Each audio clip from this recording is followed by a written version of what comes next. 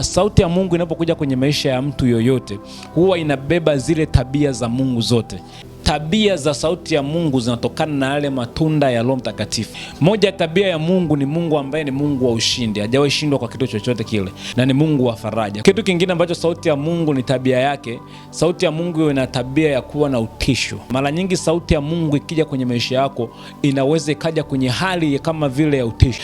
Kuna kutisha, kuna ile hali ya utisho, glory of God, utukufu wa Mungu. Tabia nyingine ya sauti ya Mungu ya tatu, sauti ya Mungu ina tabia ya kujirudia mara ya pili.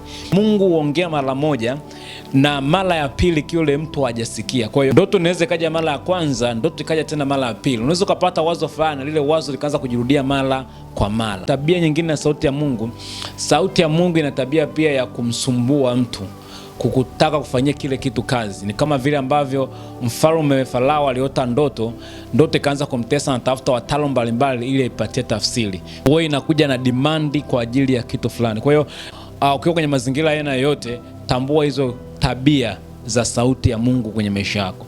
Unapotambua tabia za sauti ya Mungu kwenye maisha yako, hata wakati wote na majira ya aina yote, akiwa anaongea kwa jambo la aina yote, utakuwa ni mwepesi kuelewa kwamba hapa ni Mungu anaongea na mimi.